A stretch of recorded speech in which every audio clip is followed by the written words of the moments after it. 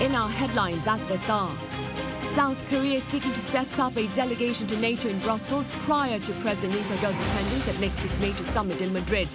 Washington says Seoul shares key interests with NATO. Over in the U.S., Fed Chairman Jerome Powell acknowledges that the war against inflation may drag the American economy into a recession. He has nonetheless reiterated commitment to curbing soaring prices. Meanwhile, in Afghanistan, a deadly earthquake there has killed at least 1,000 people and injured hundreds. The devastating natural disaster comes amid a painful economic crisis that has been threatening livelihoods.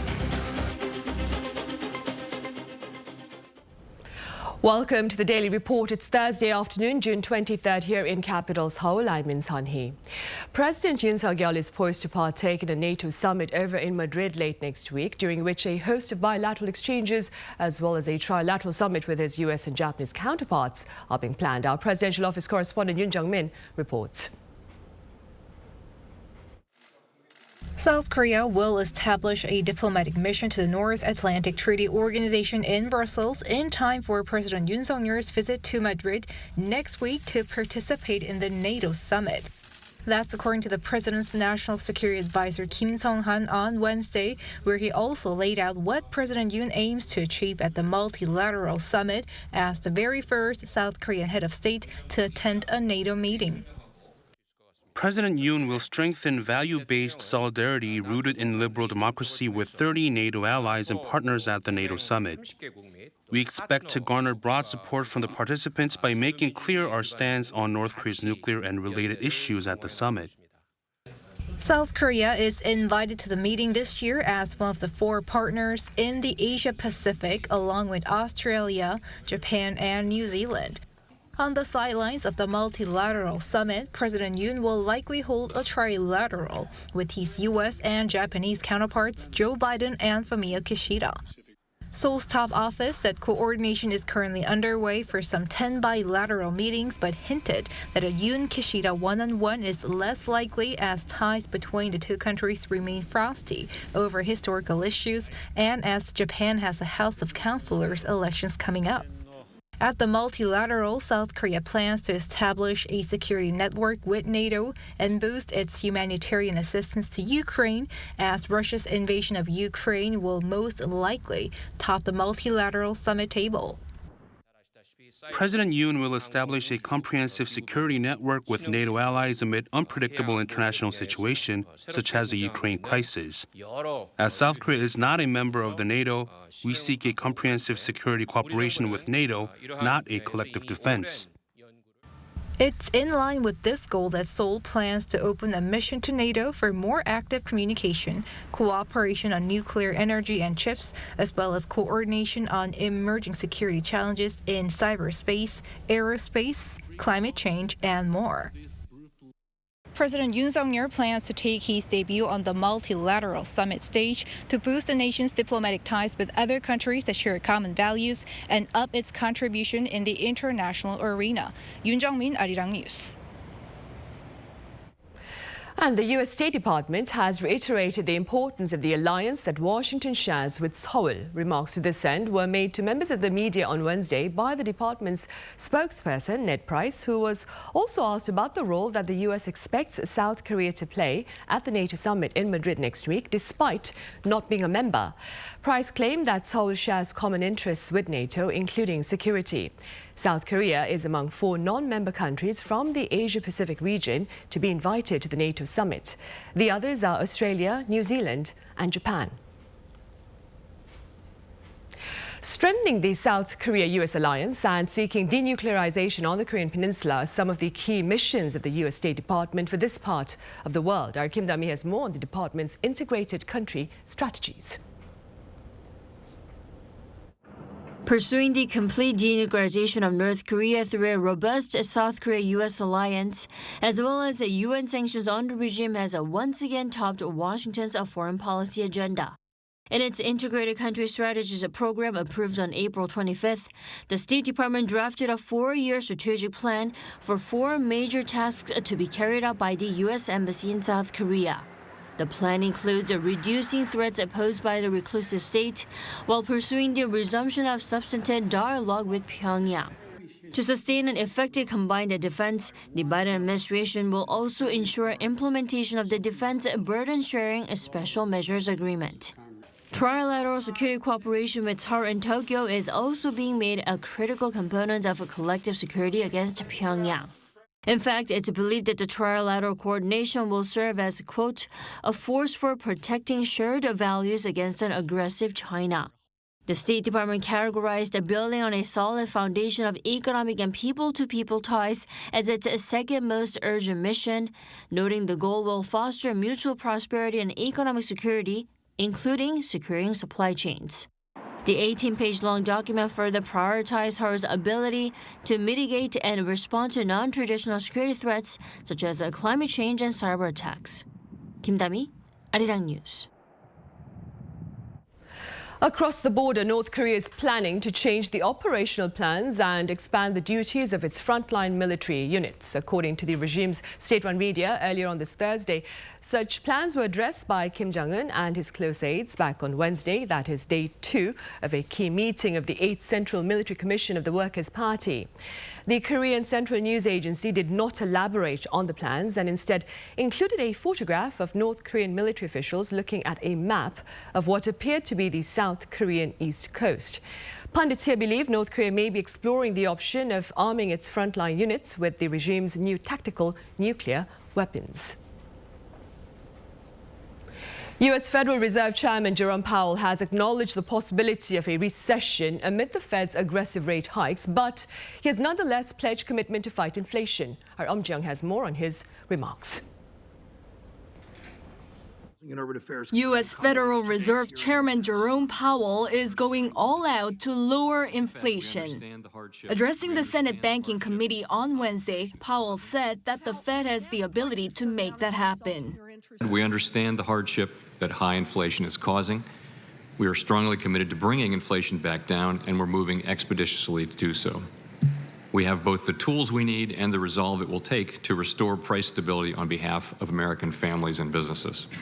He reiterated that ongoing rate hikes would be appropriate, adding that the exact pace would depend on the country's economic outlook. Although he added that the Fed is not trying to trigger a recession, he acknowledged that a recession is certainly a possibility. We're not trying to provoke and don't think that we will need to provoke a recession, but we do think it's absolutely essential that we restore price stability. Inflation in the U.S. rose to a 4-decade high of 8.6% in May year-on-year. Along with soaring food prices, the national average price of gasoline in the U.S. is currently ranging at around a record $5 a gallon or a little over $1.30 a liter. To provide temporary relief for American families this summer, President Biden asked Congress to suspend the country's gas tax until the end of September to help lower record pump prices. We can bring down the price of gas and give families just a little bit of relief. I call on the companies to pass this along, every penny of this 18-cent reduction to the consumers. But an expert says longer-term policies are still needed to address inflation. And I think if it does pass, it will come and go and won't really have much impact, except in terms of symbolically and in terms of headlines. Jeong, Arirang News. Back on the local front, Seoul's top finance official has pledged labor market reforms in the near future. Finance Minister Chu Kyung-ho on Thursday pointed out that current labor laws were set up to accommodate industries that were heavily based on manufacturing, which is no longer the case as industries have now become highly developed and diversified. Chu said reforms will seek to support a market-led economy. As part of Step 1, working hours and wages will see changes. The Yoon administration will reportedly invite experts outside of the government to take charge of the regulation reform task force and leave it up to them to decide what changes are most essential. As pledged on his campaign trail, President Yoon is taking tangible steps to revive the country's nuclear energy campaign, which he had earlier effectively referred to as a nuclear U-turn policy from the former administration's nuclear phase-out policy. Here's Lee Kyung-eun. On Wednesday, President Yoon Suk-yeol inspected a factory run by Doosan Enerbility, South Korea's only factory that makes the main components of nuclear reactors. There in Changwon, South Korea's hub for nuclear power, he underscored his commitment to reversing the nuclear phase-out policy put in place in 2017 under the previous administration. 우리 원전은 세계 최고 수준의 기술력과 또 안전성을 인정받고 있습니다. 더 키워나가야 될 이 원전 산업이 지금 수년간 어려움에 직면해 있어서 매우 안타깝고 지금이라도 바로 잡아야 할 것입니다. Highlighting the ability of domestic companies to complete projects on time and on budget, the president expressed hope for South Korea to lead the global market. 지금 세계는 이 원전 수출 시장의 문이 활짝 열려 있습니다. 만일 우리가 지난 5년 동안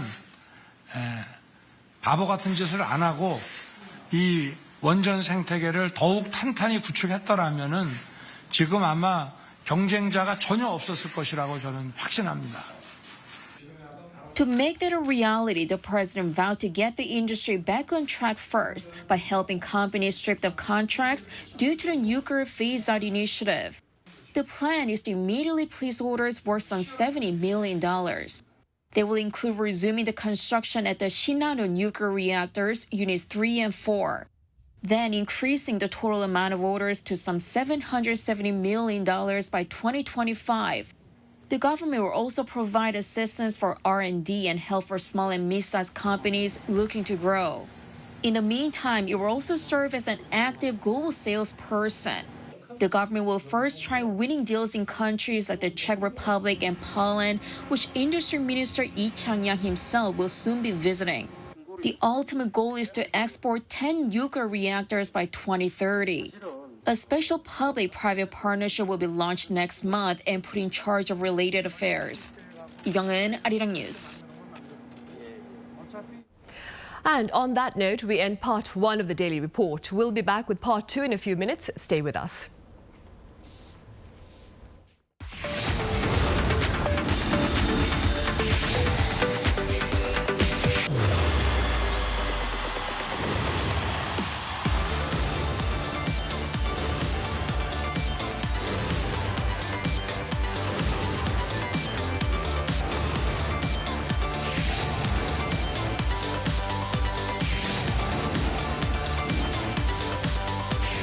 Arirang, what matters?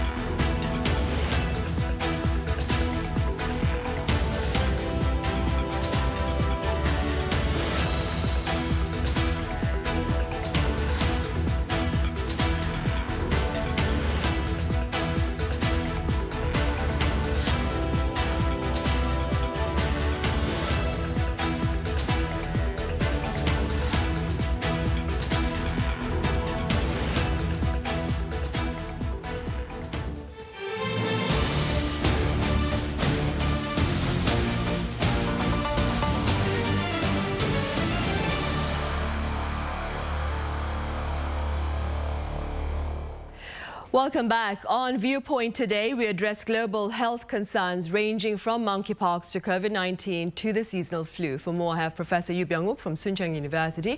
Professor Yoo, it's good to have you back. I also have Professor Peter Chin-Hong at the University of California, San Francisco live on the line. Professor Chin-Hong, it's been a while. Welcome back. Thanks so much, Sunny. Right, Professor Yoo, will start here then. South Korea has confirmed its first monkeypox case here in the country in a South Korean man who returned from Germany this past Tuesday. That being said, how are authorities here preparing for a possible broader outbreak of monkeypox? Well, fortunately, I haven't experienced the monkeypox as doctors when I work in Africa. So there are some people, especially the drivers who are working in the local markets. We found a small scar on their hands. We can easily suppose they have the monkeypox, but monkeypox is a local endemic in the African countries. But these days, exactly we don't know why, but it will contact the very intimate contact from who came from Africa maybe, and the second continent is now European countries, some of who are contacts, and unfortunately or non-intently who had a contact with someone intimate, and finally we got it in Korean citizens.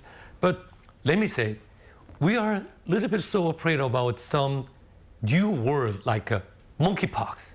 It's scary. That's why there will be, it's same in fact it's like a first word like a COVID-19 in end of 2019, but definitely not. Because we have vaccines, we have a certain research about monkeypox, because monkeypox is kind of relatives of smallpox and chickenpox as well, but very new. And the new one coming in the Korean Peninsula, that's why we be shocked. But many health authority and also me, we can tell it's not impact as like the COVID-19 we have the last 2 years, bad memories, doesn't like this. Monkeypox, if we control it, person who are symptom of suspicious, early isolation and watching them, is not spreading like the droplets, it's like the COVID-19, not happen as like the COVID-19 it was. Right, I see. Then, Professor Chin-Hong, what can you share with us about the monkeypox situation over in the U.S.? Well, Sunny, there have been more than 100 cases in the U.S. and 5 times more cases identified so far in the U.K. Tomorrow, the CDC and others are going to meet to really figure out whether or not to declare it more of an emergency. And as Professor Yoo said, it's not really deadly like COVID, but I think we're maybe identifying just the tip of the iceberg. People are presenting very differently from the textbook cases of monkeypox in terms of having more genital lesions, but it's much harder to get. We do have therapies for those who are immune compromised, maybe pregnant individuals, and those with genital lesions. We have a vaccine for close contacts. So we have the technology, is whether or not we can identify all the cases in time so it doesn't become endemic in places where it's not usually endemic. Right, hopefully not, of course. Meanwhile, Professor Yoo, on the pandemic front, authorities here have decided to maintain the 7-day quarantine period for COVID-19 patients. What are your thoughts regarding this particular decision? Well, personally, I'm expecting this time we will release from the 7 days isolation and quarantines who are confirmed with COVID-19 case in Korea. But I fully understood because situation in Korea and US a little different, because Korea is especially limited to South Korean territory, very small land, but very occupied. People are close occupied. So we are still worried about the impact of Omicron variant. We have bad experience in February, March.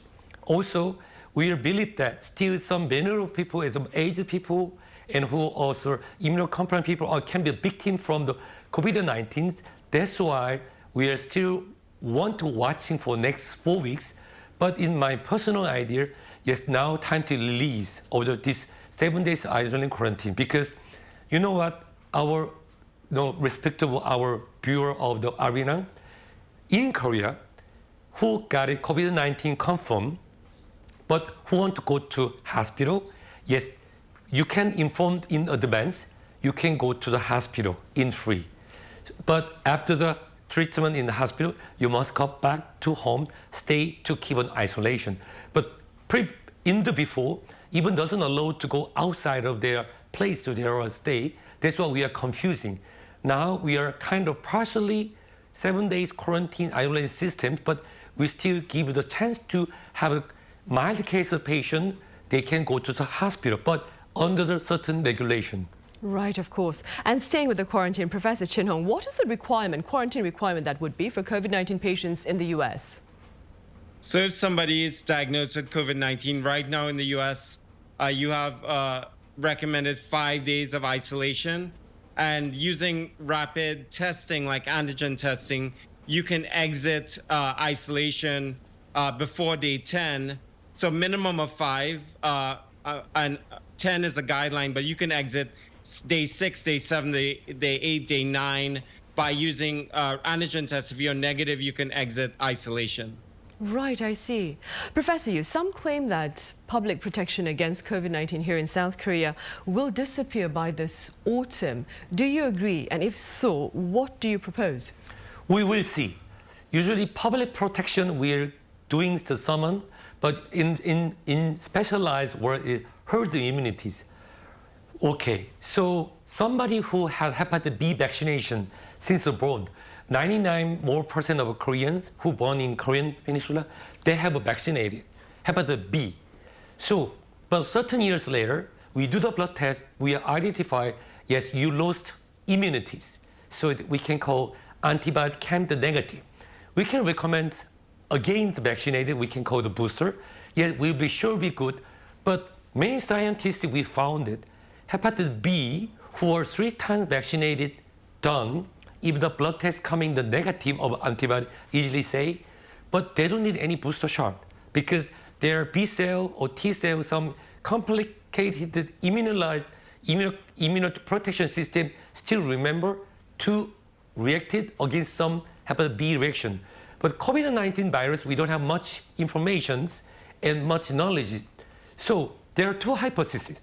If COVID-19 similar like measles or hepatitis B, these days vaccination seems to, mathematically they say antibodies gone, that's why herd immunity will disappear autumn, can be mathematically calculated. But another hypothesis, so like influenza, we need the annual vaccination because we knew that new variants too came to visit us the previous. That's why we have to depend with new 4 different strains of vaccination. So will disappear antibody, but don't be scared because COVID-19 virus will change. We come to different phase, but the body will be staying. That time we have to prepare the newly developed booster shot for year 2022 and year 2023 of the northern hemisphere one. I believe even if this public health, public immunity or herd immunity gone, but I believe it's not necessary to worry about it. Right, so we don't have to be very worried about that scenario then. Professor Chin Hong, staying with vaccinations, infants as young as 6 months old are now eligible for COVID-19 vaccines in the U.S. Do you believe this inoculation campaign is perhaps essential as we seek a new normal amid the pandemic? Yes, Sunny. I think many people in the U.S., including myself, believes that it's essential for kids as young as 6 months for several reasons. The first is that I was really surprised to find out myself that there were more kids hospitalized in the U.S. during Omicron under the age of 5 years because they were not eligible for vaccines than those who were older. Secondly, we couldn't predict who was going to be hospitalized, so we couldn't say that they were necessarily belonging to one risk group. Also, by immunizing the kids, we of course protect the family in general because we all have data showing that even though younger adults or adolescents may bring the infection into the household, it's the kids that the vector for then spreading it within the household because everyone dotes over them. And finally, I think it will give parents more confidence to bring their kids who weren't eligible for vaccines before out into the world, to summer camps, to sleepovers, and ultimately we can't predict what will happen in the fall. Would there be a new variant like Pi or Rho Sigma that may be less forgiving for kids? So all those reasons make me want to protect these kids as soon as we can. Right, and staying with that, Professor Yu, what are your thoughts on the need for vaccination among infants, toddlers, preschoolers? Well, I'm 100% with Dr. Chin Hong, the same idea, but Korean condition, there are little difference. because we are still a little bit resistant of the younger than 6 years old children and the youngest want the vaccine against COVID-19. But I 100% agree because less than 60 years old, Omicron variant infected cases is a lot. We knew that. But relatively their conditions, the symptom is very mild. That's why parents, because they don't have any decision from the younger side, because 3 years old ago, how they say, I would like to have the COVID-19 booster shot in this year, I have to. So no one can say, only parents will help to decide it. But problem is, in Korean specific cases, we have a little bad experience in the high school boy and girls who had, unfortunately, have the bad experience with the complication for messenger RNA type. So we have to make them different strategy to access. For example, pertussis. Pertussis usually we give a shot for the Tdap. Tdap vaccination provide for protection against for elderly groups because in Korea, elderly group, mother-in-law and the son-in-law, and they will be asking, would you take care of my children because I have to go to work? It's the same. So in intimacy, the elderly group and the younger group and very close in Korea. I believe US will be the same. So we will push to have the Tdap for protect the pertussis because pertussis can be spreading from the elderly group to passing to the younger group. It can be fatal. But same time, we get the DPT, different name of the pertussis. Parents are accepted very nicely. So we have to prepare this strategy to Korean parents would be easy to accept, to make understand, to essential what Dr. Chin-Hong said, is we prepare for this new strategy to can be accepted easily to have this youngest one, the COVID-19 vaccination. If we do not, parents will say not. Right, a valid point, of course. Professor Chin-Hong, it's been said that COVID-19 cases in the US have plateaued with some 100,000 daily infections. What do you suppose may be the reason behind this particular reality?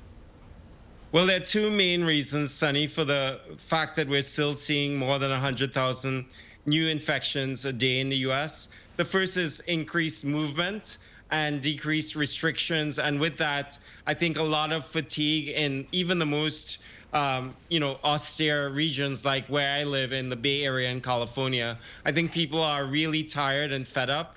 So that's one reason. The second reason is there are new variants afoot. Of course, we had BA2.12.1, which much of the world didn't have. It was about 20% more transmissible in BA2. And now, like many parts in the world, we're seeing BA4 and BA5, which are about 15% more transmissible in BA2, but cause a lot of reinfections afoot, increasing higher than the other variants. I think all of that is leading to the point that the Biden administration is still saying that probably 100 million more Americans will get infected in the fall, probably many of them reinfections if BA4 and BA5 continue to emerge in the face of declining immunity. Right, I see. Moving beyond the pandemic, Professor, reports say the seasonal flu in the southern hemisphere appears to be longer and more severe. How do you explain these reports? Well, fortunately, my maternal side of family live in Sydney, Australia. So one of my cousins, who is a nurse in the hospital in the Sydney, she told me that, yes, because of what the Professor Chin-Hong said, they say they're so fatigued to use the mask, wear mask. At the same time, last 2 years, they don't have any experience of the serious case of the seasonal influenza before because we are wear mask well and also having vaccination well, keeping the social distance, but they are feel of free from, we can call carousel from the COVID-19. They enjoy the new life and the free. That's why their more intimate contact can be helped in spreading more chance of this seasonal influenza. Another of my friends who live in Brazil, and they say the really same condition that happened in Brazil too. So my explanation to what had happened, because less vaccination rate, more intimate contacts, and that they're willing to, and also simultaneously they forget about the seriousness of seasonal influenza, it can impact this moment. Right, and staying with that, Professor Chin-Hong, seasonal influenza infections both in Australia, as Professor Yu has mentioned, and South Africa have been increasing. What are your thoughts on these findings? Well, I think, like Professor Yu said, it's really because of several factors. I think one is that people are not protecting themselves as usual. They're moving around more. They're probably protecting themselves less than in a regular season because they've been, lonely for 2 years of isolation, particularly in the Australia, New Zealand, where they even had more austere measures than we did in the U.S. The second reason is that because we hadn't seen a lot of flu until recently in the world, we're not equipped with population-based immunity, and we couldn't also tailor the vaccines as a sensitive a way. So a lot of factors leading to more flu in the southern hemisphere right now. Right, and staying with that, Professor Yu, do you foresee perhaps then a similar scenario here in the northern hemisphere? I 100% agree about it. So several times I have good opportunity in front of here to telling you, our dear viewer of Arirang, yes, influenza still the serious for the certain groups. But the problem is their look is lower than COVID-19 this moment in general in the aged group in Korea. I believe not only Korea, in other countries it's the same.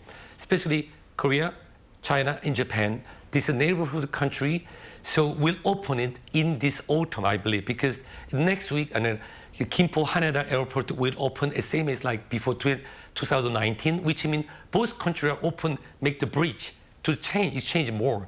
In China will open more, probably seasonal influenza can be impact in these three neighborhood countries. I believe that in the United States, each neighbor state will be connected more than before. Probably same thing happened.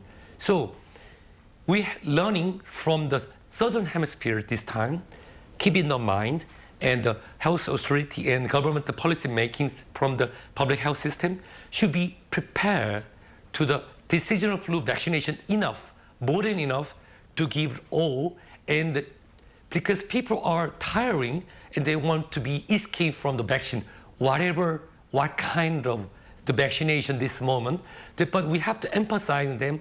Influenza vaccination saved a lot of people. We have enough evidence and we have experience and the safety. We have to prepare different strategy in extra COVID vaccination and seasonal influenza vaccination. So because we're learning from southern hemisphere, so that's why we have to prepare it. So seasonal flu never leave from us, will come back again, like the title of the Hollywood movie. Right, I see. And staying with a gloomy outlook, then Professor Chin Hong, what do you recommend to ensure public health as we face a potential twindemic, if you will, later on this year?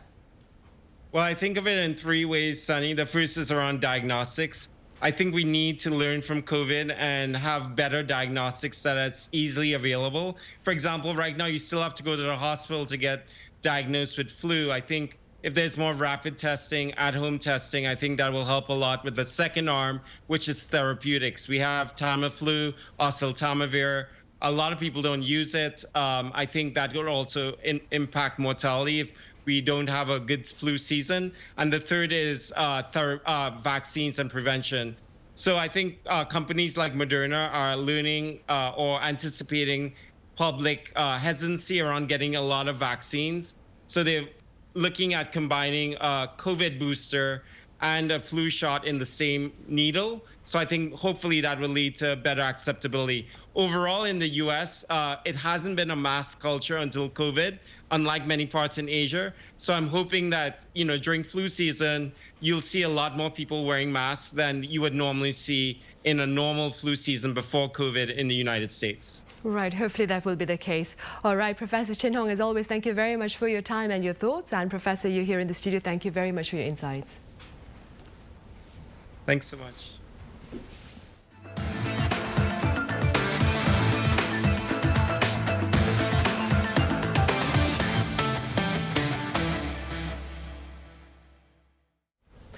In Afghanistan, the country is reeling from a deadly 5.9 magnitude earthquake that hit its eastern parts early Wednesday. Over 1,000 people have been killed and hundreds of others injured. Our Kim Yo-san reports.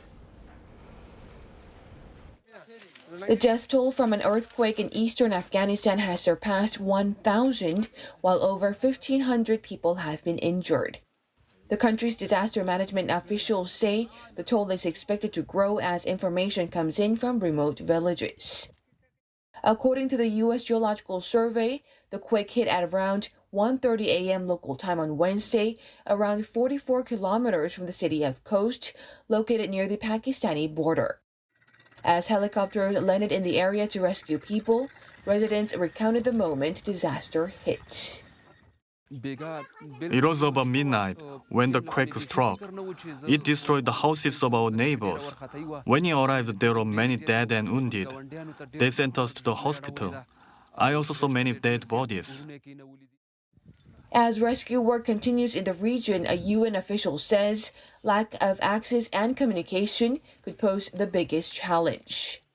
And so having a humanitarian operation put in place is going to be immediately challenged by the lack of easy access to the area, to the region. And I think that's going to be probably one of the big challenges. Another UN envoy estimates that over 2,000 homes have been destroyed by the quake and noted that in some cases, several families were living in a single house. This means the actual toll could be even higher than what has been reported so far. The earthquake comes at a time when people are already leading difficult lives in the country amid a humanitarian disaster made worse by the Taliban takeover in August 2021. Kim Hye-sun, Arirang News. Over in the U.S., there's been a bipartisan accord against gun violence within the Senate in response to the shocking shooting sprees at schools and elsewhere there. Our Chong-Ju has more on this first step. The U.S. Senate took the initial step on Tuesday to advance a newly finalized bipartisan gun safety bill. The 80-page package, titled the Bipartisan Safer Communities Act, was prompted in particular by two horrific mass shootings in Texas and New York. If passed, the bill would be the most significant gun control law in 29 years since the now-expired assault rifle ban in 1993. Senate Majority Leader Chuck Schumer said he expects the bill to pass this week, while Senator Chris Murphy, the lead Democrat bargainer, highlighted its significance. I believe that this week we will pass legislation that will become the most significant piece of anti-gun violence legislation Congress will have passed in 30 years. This is a breakthrough. And more importantly, it's a bipartisan breakthrough. The legislation would toughen background checks for gun buyers between the ages of 18 and 21. It also includes provisions that would help states keep guns out of the hands of those deemed to be a danger to themselves or others, and creates new federal statutes against gun trafficking. The bill also closes the so-called boyfriend loophole by blocking gun sales to those convicted of abusing intimate partners they're not married to. Gun ownership is already banned for convicted abusers who are married to, live with, or have had children with their victims. The legislation would further increase funding for states and communities to improve school safety and for mental health initiatives. AIDS estimated the measure would cost around $15 billion. This bill, however, does not include proposals that Democrats, including President Joe Biden, have been unsuccessfully pushing for years, which include banning assault-type weapons or requiring background checks for virtually all gun sales. The measure still has a number of hurdles to clear. In the Senate, the legislation will first need to break a filibuster, which requires 60 votes to advance and means that at least 10 Republicans will need to join Democrats in support. The bill would go on to a final vote if senators can successfully break a filibuster, and the bill would need to be taken up by the House. Chong-Ju, Arirang News.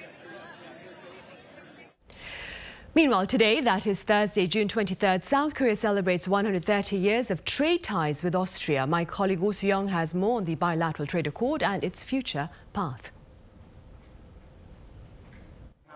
This restaurant in central Seoul is serving up a perfect example of South Korea and Austria's economic relations, marking 130 years this year. An Austrian businessman last year teamed up with a Korean chef to bring European dining and Austrian wine to one of Seoul's trendiest districts.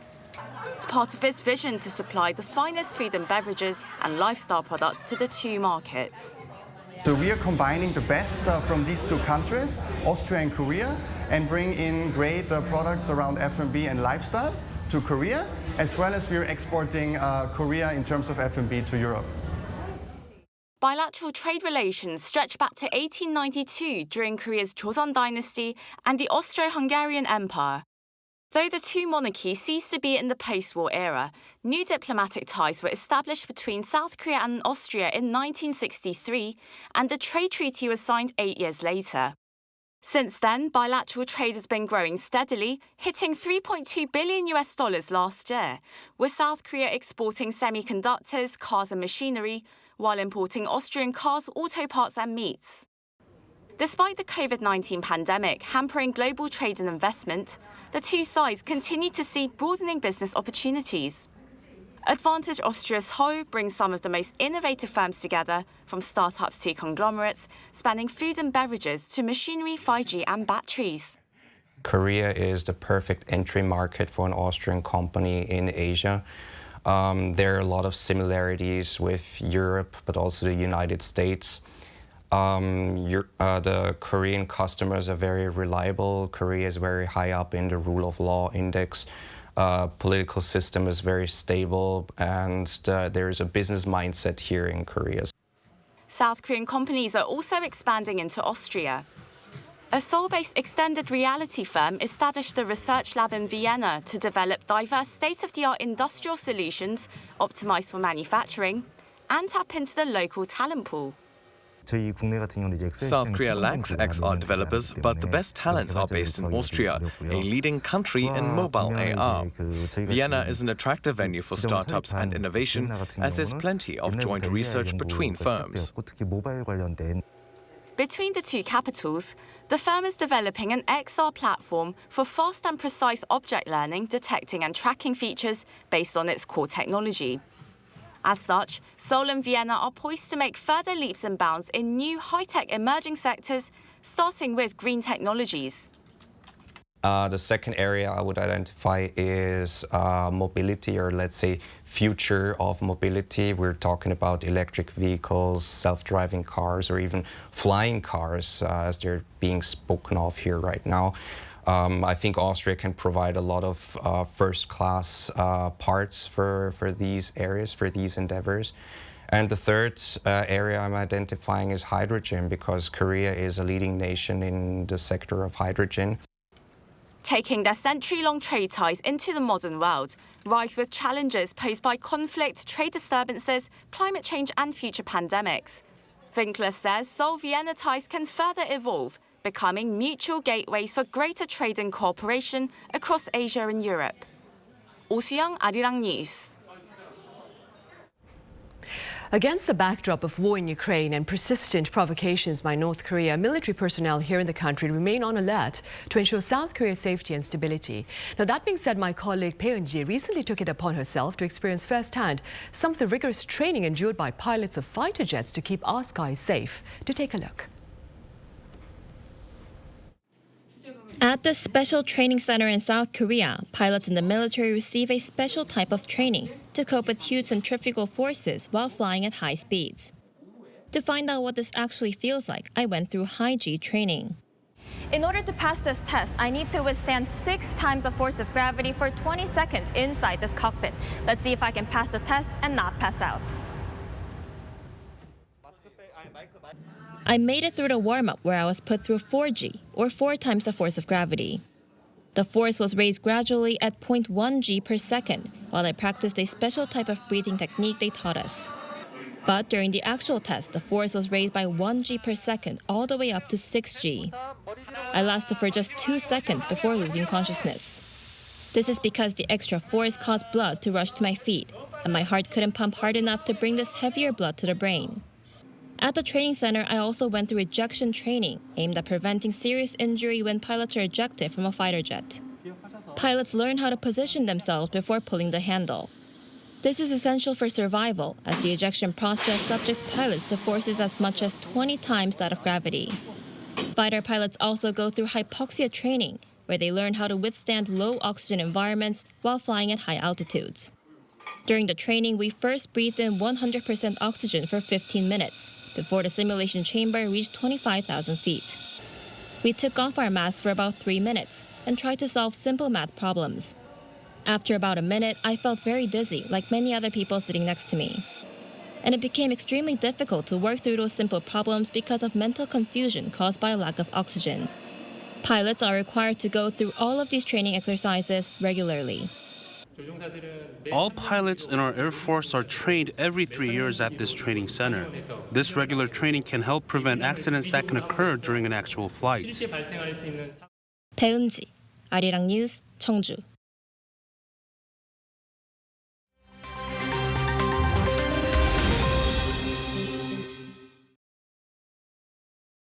Let's take a look at what's going on in the world now. Saudi Arabia's Crown Prince Mohammed bin Salman has traveled to Turkey for the first time in years to hold talks with Turkish President Recep Tayyip Erdogan. The move comes as both sides try to normalize trade relations following the 2018 murder of journalist Jamal Khashoggi in Saudi Arabia's Istanbul consulate. Following a summit between the leaders on Wednesday, a joint statement was issued highlighting cooperation in bilateral relations. Restrictions on trade, flights and TV programs were also lifted, alongside a halt on mutual negative media coverage. This comes as Turkey is facing its worst economic crisis in years, and Saudi Arabia is using its wealth to build alliances in the region. Bulgaria's government has collapsed after only 6 months in power, following a vote of no confidence by lawmakers. The vote against Prime Minister Kirill Petkov means that unless he can propose an alternative government, Bulgaria will face its 4th general election since April 2021. The no-confidence vote was made with 123 in favor and 116 opposed. It comes after the ruling coalition lost its majority over disputes about the budget and North Macedonia's bid to join the EU. Petkov has had a pro-European and pro-NATO stance following Russia's invasion of Ukraine, while Bulgaria has strong historical ties with Moscow. Moscow has officially changed the address of the U.S. embassy in the Russian capital. According to city authorities on Wednesday, the street where the U.S. facility is located is now Donetsk People's Republic Square, a reference to pro-Russian separatists in eastern Ukraine. The name was chosen by an online poll that started in mid-May and follows similar renaming strategies in European cities, where streets outside Russian embassies have been changed to names of Ukrainian heroes. Russia says one of the reasons it sent its troops into Ukraine was to protect Russian speakers from persecution in separatist regions, as it recognizes the independence of the self-declared Donetsk and Luhansk republics in Donbass. A protest against the Dutch government's plan to curb emissions has seen thousands of farmers gather in central Netherlands. Travel to the demonstration's location in the agricultural village of Stro on Wednesday saw farmers use their tractors to slow traffic on major highways. The protest comes amid new targets to limit nitrogen oxide and ammonia levels associated with high-concentration livestock farming. But farmers claim the mandates will negatively impact those working in the agricultural sector and will likely see some farmers reduce livestock numbers or get rid of them altogether. The new mandates require a 70% reduction near some protected nature areas, going as high as 95% in other locations. More than 200,000 festival goers have poured into the UK's southwestern county of Somerset since Wednesday to attend the Glastonbury Music Festival. It's the first time in 3 years that the event has taken place after it was postponed twice due to the pandemic. Taking place at Worthy Farm from June 22nd to June 26th, the festival will see performances from 80 artists, including Billie Eilish, Sir Paul McCartney and Kendrick Lamar. Festival goers have faced complications reaching Glastonbury due to the UK's biggest rail strike in 30 years. Matthew Ashley, Arirang News.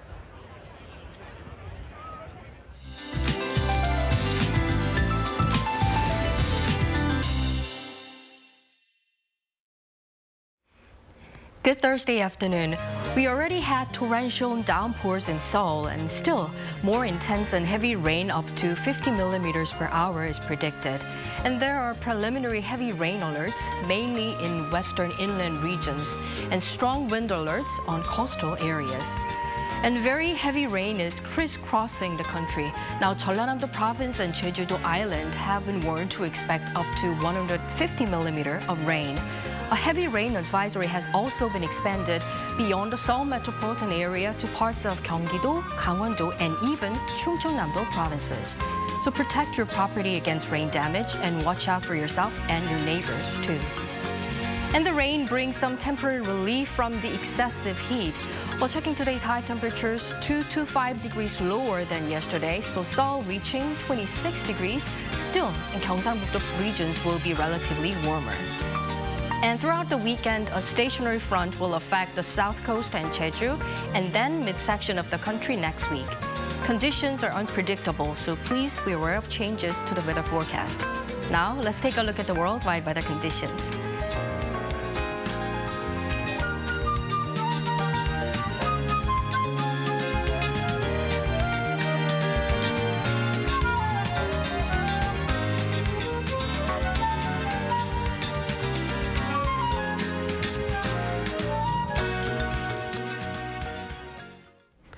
Those are the headlines for this Thursday afternoon. Thank you for watching. See you on Friday.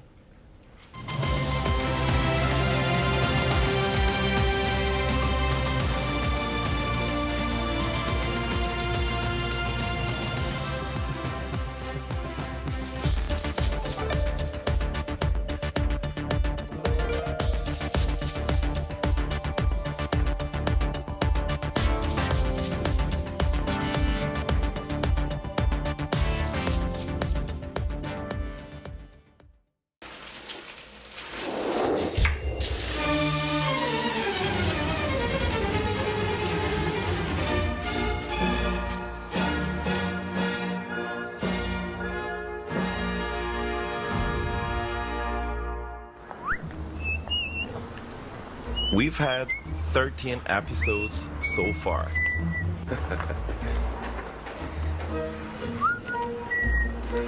And today marks the grand finale.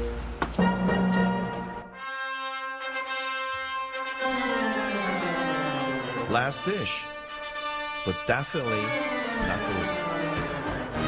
That's right, it is kimchi. I dedicate this to all those who think making kimchi is too hard. Get fish sauce, sea salt, lots of chili powder.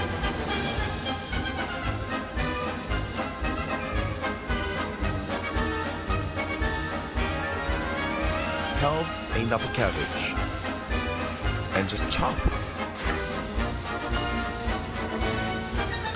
Use sea salt and water to grind the cabbage.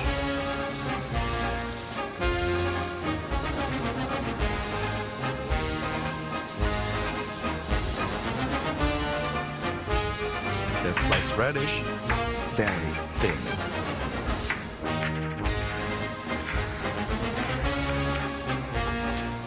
Scallions too.